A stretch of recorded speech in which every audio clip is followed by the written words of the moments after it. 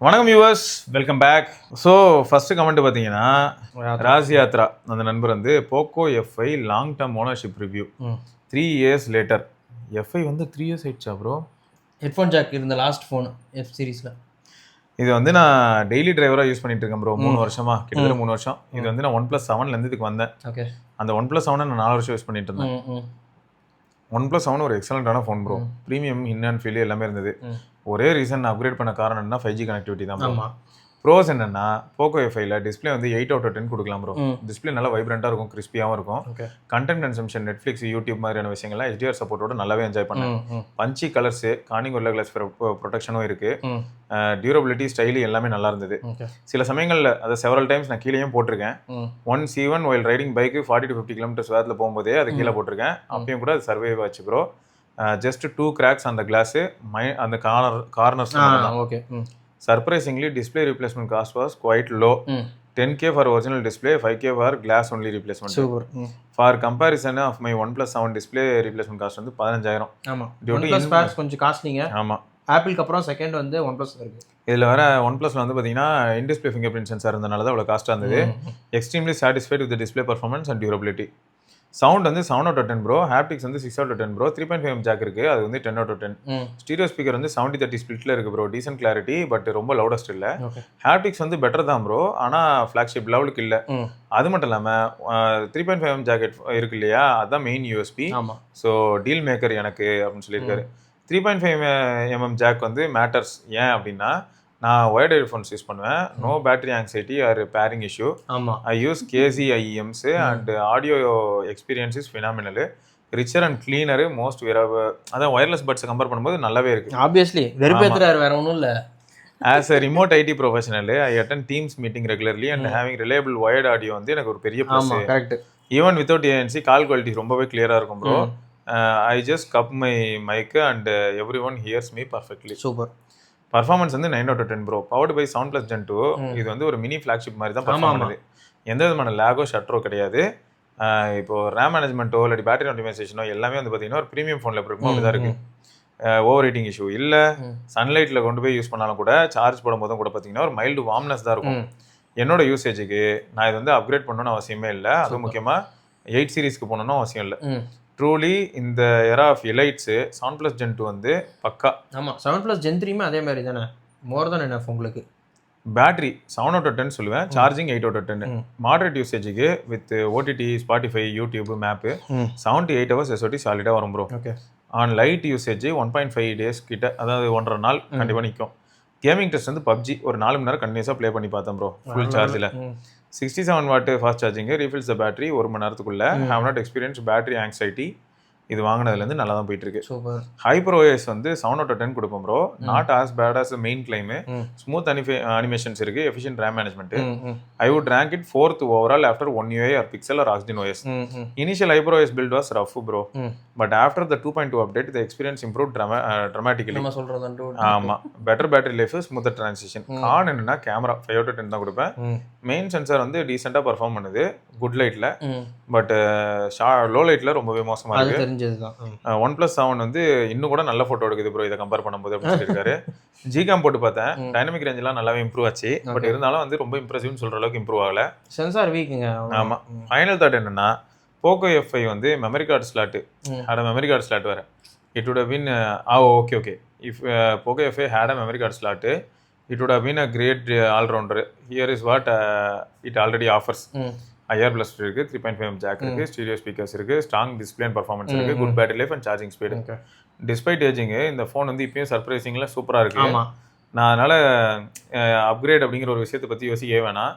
Current மாடல்ஸ்லாம் வந்து பார்த்தீங்கன்னா இதில் இருக்கக்கூடிய பாக்ஸஸ் டிக்கே பண்ணாது. ஒன்லி ரியல் சக்ஸஸர் அப்படின்னு சொல்லணும்னா சோனி Xperia 1 Mark 5 or 6 தான் போய் ஆகணும். Purely because of still I respect the users who want 3.5mm jack. Correct தான். I am a long-term follower bro. I bought this phone based on your recommendation and I am happy on the purchase. I got 12/26 for 22K after offers and it's a killer for its price. Super. Thank you for your genuine suggestion. I really like your way of discussion based reviews rather than just the listing out specs. The only channel I look out for smartphone on the long term following were Geeky Ranjit, C4E, S-Bus. Keep up the good work and bring Kamesh bro often it's fun together. Super bro. F1 தான் பாவம், அவர் இன்னும் வாங்கிட்டு இருக்கேன்னு சொல்லுவார் கேட்டா. ஆமா, அவர் தான் பல மாசமா இருந்துச்சு இல்ல, ஆர்டர் போட்டாரு, டெலிவரி இதுலயே இருந்துச்சு, ஹப்லயே இருந்துச்சு. ஹப்லே டெலிவரி வரும், அவ்வளவுதான். அவுட் ஃபார் டெலிவரி அவங்களுக்காக தான் வச்சிருக்கேன், பத்திரமா வச்சிருக்கேன். ஓகே, ஸோ அடுத்து வினோத்குமார் அப்படிங்கிற நண்பர் தான். ஹாய் சோ ப்ரோ, உங்கள் சேனல் அண்ட் கம்யூனிட்டி எல்லாருக்கும் ரொம்ப யூஸ்ஃபுல்லாக இருக்குது bro. Keep continuing this effort. இது வந்து ஒரு long term review bro. S24 Exynos model. நான் வந்து அக்டோபர் 2024 வாங்கினேன். 68,000 ரூபாய்க்கு 256 GB. இதில் கொடுத்த கண்டென்ட்டு ஸ்ட்ரிக்ட்லி என் பர்சனல் ஒப்பீனியன் தான். வேறு யூசர்ஸ்க்கு இது வந்து டிஃபர் ஆகலாம். நான் வந்து M21லேருந்து வரேன். அது ஒரு 4 வருஷம் ஆல்மோஸ்ட் யூஸ் பண்ணேன். ஒன்னே தான் மெயின் ரீசன், சாம்சங் போக. Easy to use interface and colours generally Samsung நல்லா இருக்கும்னு சொன்னாங்க. டிஸ்பிளே கலர்ஸ் எல்லாம் நல்லா தான் இருக்குது, விவிடாகவும் இருக்குது. 120 Hz ஃபர்ஸ்ட் டைம் நான் எக்ஸ்பீரியன்ஸ் பண்ணேன். சும்மா பறக்குது. ஸ்மால் டிஸ்பிளே, ஹேண்டில் நல்லா ஃபிட் ஆகுது. 6.4 inch ஃபோனாக வந்தனால டைப்பிங் ரொம்ப அஃபெக்ட் ஆகலை. ஜெஸ்டர் நேவிகேஷன் தான் யூஸ் பண்ணுறேன். மிட்ரேஞ்ச் சாம்சங்கில் இது ஒரு மைனஸு. பிரைட்னஸ் டீசென்ட்டு அவுட்டோர் யூஸ்க்கு கொஞ்சம் ப்ராப்ளம் பண்ணுது. ஆட்டோ பிரைட்னஸ் சம்டைம்ஸ் இந்த மாதிரி ப்ராப்ளம் பண்ணுது. மற்றபடி க்ரீன் லைன் வராமல் இருந்தால் சரி அப்படின்னு சொல்லியிருக்காரு. ஸ்பீக்கர் ரொம்ப சர்ப்ரைசிங் குட் ப்ரோ, ஒரு ஸ்மால் ஃபோனுக்கு நல்லா பண்ணியிருக்காங்க சாம்சங். ஸ்லைட்டாக என்னோட ஃப்ரெண்டோட iPhone 15 விட கம்மியாக தான் இருக்குது. மோஸ்ட்லி TWS தான் யூஸ் பண்ணுறேன், கால்ஸு வீடியோஸ் எல்லாத்துக்குமே. Using OnePlus Nord Buds 2R for 1 year. டீசெண்டான எக்ஸ்பீரியன்ஸ் இருக்குது ப்ரோ. பேட்டரி வாங்கின டைமில் SOT வந்து ஒரு 4லேருந்து 5 மணி நேரம் தான் ப்ரோ வரும். நான் ஃபோனை மெயினாக மீடியாவுக்கும் கால்ஸுக்கும் வாட்ஸ்அப்புக்கு தான் யூஸ், இன்ஸ்டாகிராம் பக்கமே போகிறதில்ல. சம்டைம்ஸ் கேம் லைக் பீச் பக்கி சப்வே சர்ஃபர்ஸ் தான் ப்ளே பண்ணுவேன். ரொம்ப அஃபெக்ட் ஆன பேட்டரி லைஃபு. இந்த ஃபோன் மெயினாக நான் மாடரேட் யூஸருக்காக தான் அதுதான் சாட்டிஸ்ஃபை பண்ணிடும் நினைக்கிறேன். 1UI 7ல் SOT கம்மியாகலை, ஆனாலும் 1UI 8ல் திரும்ப இம்ப்ரூவ் ஆகிடுச்சு. கன்யூஸாக இப்போது 5 to 6 hours வருது. ஸோ சாம்சங் நல்லா ஆப்டிமைஸ் பண்ணுறாங்க. சாஃப்ட்வேர் அண்ட் ப்ராசஸர் ஆஸ்பெக்டில் பார்க்கும்போது மற்றவங்க சொல்கிற மாதிரி எக்ஸினாஸ் 2400 வேஸ்ட் இல்லை ப்ரோ. ஹீட்டிங் இருக்குது, மெயின்லி 5G யூஸ் பண்ணும்போது தான். கேமரா ஆப்பில் இது எல்லா ஃபோன்லேயும் இருக்கிற ஒரு விஷயம் தான். Processor is well capable bro on handling daily task, scrolling, browsing எல்லாமே ஓகே. சும்மா ஃபன்னுக்கு கார் ஸ்ட்ரீட் கேம் டவுன்லோட் பண்ணி ட்ரை பண்ணேன். அதில் ஹை கிராஃபிக்ஸ் மட்டும் கொஞ்சம் அடி வாங்குது, மற்றபடி ஓகே தான் ப்ரோ, ரன் ஆகுது. ரேம் மேனேஜ்மெண்ட்டு நல்லா இருக்குது ப்ரோ ஜெனரலாக. பட் மோர் தென் 6 GB போனால் அப்படியே ஸ்லைட்லி லேகிங் ஃபீல் ஆகுது ப்ரோ. கால் குவாலிட்டி ஏர்டெல்ல நல்லா இருக்கு, பட் ஜியோ சம்டைம்ஸ் ட்ராப் ஆகுது. அந்த எக்ஸினாஸ் மாடம் சம்டைம்ஸ் ரிலேபிளா இல்லைன்னு ஒரு கன்க்ளூஷன் எடுக்கலாம். 5G 4G ஸ்விட்ச் சம்டைம்ஸ் ஆகுது bro with in house, otherwise good. Camera பொறுத்த வரைக்கும் நல்ல கேமரா பர்ஃபார்ம் பண்ணுது ப்ரோ. கேமரா நல்லா பர்ஃபார்ம் பண்ணுதுன்னு சொல்ல ஆசை தான். பட் இந்த ப்ரைஸ் ரேஞ்சில் அதர் ஃபோன்ஸ் ஈவன் பெட்டராகவே இருக்கு. Especially summon taking portrait photos. நேச்சுரலாக ஃபோட்டோ எடுக்க நல்லா இருக்கு. Pro mode definitely game changer தான். ஆஸ்ட்ரோ ஃபோட்டோகிராஃபி ட்ரை பண்ணும்போது எக்ஸ்பெக்டரா இந்த மாதிரியான விஷயங்கள் யூஸ் பண்ணலாம். யூடியூப்ல சாம்பிள்ஸ் பார்த்து சர்ப்ரைஸே ஆயிட்டேன். வீடியோ குவாலிட்டி அண்ட் ஸ்டெபிலிட்டிலாம் வந்து ஜென்ரலி ஆன் பாயிண்ட். லென்ஸை ஸ்விட்ச் பண்ணுறதுலாம் ஸ்மூத்தாகவே இருந்துச்சு. டைனமிக் ரேஞ்சு குட்டு, ரொம்ப ஓவர் எக்ஸ்போஸ்ட் ஆகலை. ஸோ அக்கார்டிங் டு மீ மற்ற ஃபோன்ஸ் மாதிரி ஃபோட்டோ அண்ட் வீடியோவில் ஏஐ வச்சு ஜென்ரேட் பண்ணுறது ஒரு பண்ணாதது ஒரு பெரிய night shot and video improve ஆகணும் சாம்சங்கில். அதே சென்சாரை கொடுத்துக்கிட்டே இருக்காங்க S22 இருந்து. S26லையும் அதே தான் ப்ரோ. ஸோ நீங்கள் வருத்தப்பட வேணாம். காம்படிஷன்லாம் எங்கேயோ போயிருச்சு. ஆப்பிள் சென்டர் ஸ்டேஜ் செல்ஃபி கேமராலாம் கொடுத்துட்டான். சைனீஸ் எல்லாம் பெரிய சென்சார் டெலிஃபோட்டோன்னு கொடுத்துட்டு போயிட்டு இருக்கான். சார்ஜிங் ஸ்பீடு 25 வாட் தான் ப்ரோ இருக்கு. 1 hour ஆகுது ப்ரோ. 20 to 80%, அட்லீஸ்ட் 45 வாட் கொண்டு கொடுத்துருந்தா அல்ட்ரால இருக்கிற மாதிரி பெட்டராக இருந்திருக்கும். ஓவராலாக S24 ஒரு நல்ல பிக்கு தான். எஸ்பெஷலி இப்போ ஸ்னாப்ட்ராகன் பார்க்கும்போது நிறைய தாட்ஸ் வருது ப்ரோ.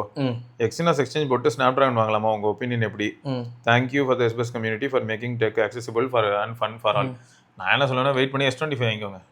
ப்ளஸ் வாங்கிக்கோங்க. ப்ளஸ்லாம் நல்ல டீல் கிடைக்கும். காம்பாக்ட் ஃபோனாக S25 நல்லா இருக்கு. காமேஷ் ப்ரோக்கே நல்லா இருக்கு.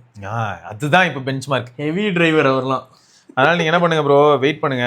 வெயிட் பண்ணி நீங்க அதை வாங்கிக்கோங்க ப்ரோ. S20 வாங்கிக்கோங்க ப்ரோ. கண்டிப்பா இதே மாதிரி பிரைஸ் கட் ஆகும். அப்போ நல்லா இருக்கும். 50 வரும். அது வந்து எப்படி பார்த்தாலும் உங்களுக்கு எக்ஸினாஸ்லாம் கிடையாது. ஆமா, ஸ்னாப்டிராகன் 8 Elite தான். அந்த நெட்வொர்க் இஷ்யூ எதுவுமே இருக்காது. என்ஜாய். இன்னும் ஸ்லிம்மா இருக்கும் வேற போன். அது நல்லா இருக்கும். அது S25 யூஸ் பண்ணி பார்த்தா ரொம்ப நல்லா இருந்துச்சு. So better bro. நீங்க அப்போ அதுக்கு போறது தான் நல்லது. அதே நீங்க முயற்சி பண்ணலாம். எனக்கு தெரிஞ்சு இப்போதைக்கு ஃபோன் மாத்திர வேலை வேண்டாம். ஏன்னா இதுவே உங்களுக்கு 5 S25 மாத்திக்கோங்க. திரும்பவும் S24க்கு S24 எதுக்கு வாங்கிட்டேன்? 25 போனா இதாக இருக்கும்.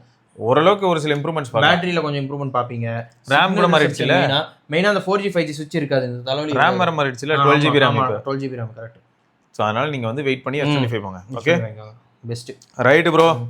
ஓகே ஸோ இதை தொடர்ந்து நம்ம இன்னொரு பதிவில் சந்திப்போம். அதற்கு விடைபெற்றுக் கொள்வது சிவபரணி. கௌதம். பார்க்கலாங்க. பாய்.